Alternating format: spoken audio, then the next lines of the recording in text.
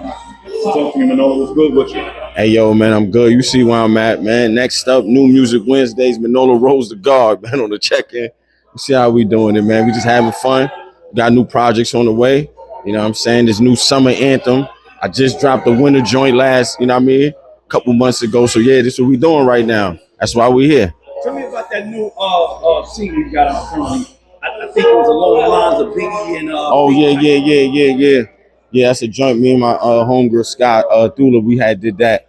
It was like, you know, just a play on the title was a play on Biggie and Faith, and then the sound is more like the Maya and Hove joint. You know what I'm saying?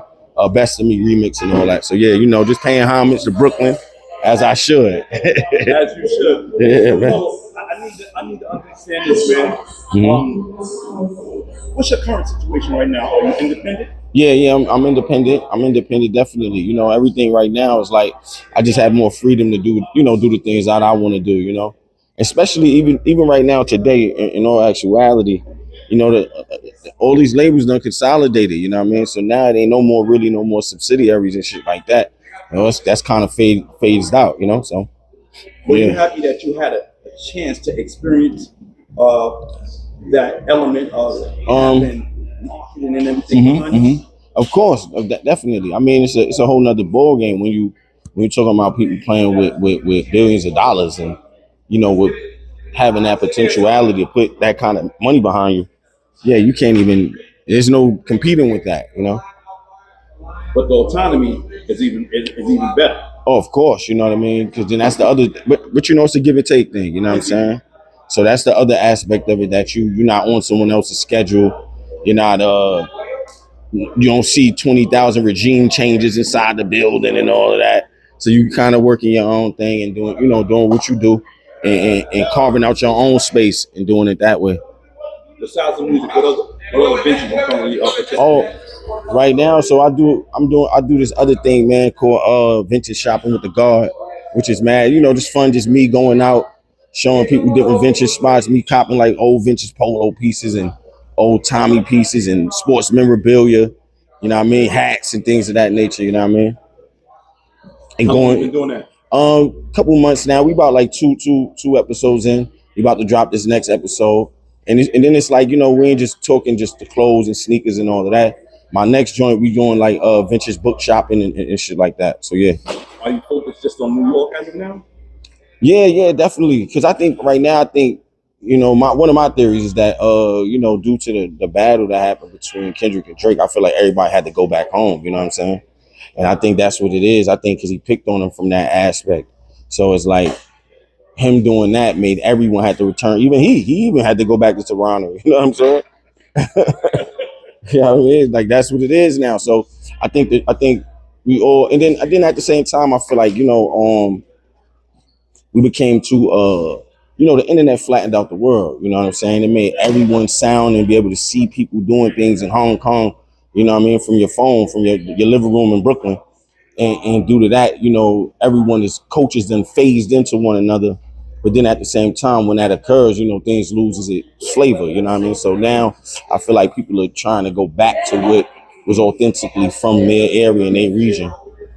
And I'm glad that you state that, man, because as you stated, we can say the world, but we also fell into that as well. No, that's what I'm saying. We all did. You know what I mean? Because I mean, it's so easy because it's like, you know, you're seeing every, you know, before you didn't see the slang of another city unless you went there, you know what I mean? But on the internet, you're seeing that now. So you got people in New York sounding like they're from Atlanta. You got people from Atlanta saying things like they're in Chicago and, you know, and things of that nature. So now it's like, you know, we all had to just go back home and, you know what I mean, and stick to what we do as your own city, you know what I mean? Have people been receptive to this new venture? Yeah, definitely. You know, I think it's, you know, because it's just simple fact of like, you know, just the things that we into as far as the commercial aspect of like the clothing, the sneakers and stuff. So we, you know, like we had Air Max Day and shit like that. And you know, things of that nature where just super fly, everybody just having fun, chilling, vibing out, talking about the things we love and things we have joy for, you know?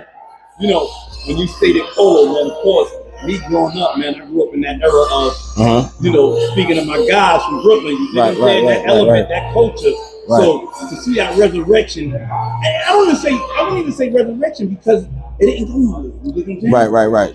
That's true. That's it true. ain't going nowhere. But when you see, for me to see a younger generation that just latching on to it. Oh man, it's so beautiful, man. Yeah, definitely. You know, that's what I'm saying. You know, because me as a kid, you know, you seen the older kids doing their thing and stuff like that. But it's like at the end of the day, that's why it's like you have to go back to what is, you know, what makes the city the city.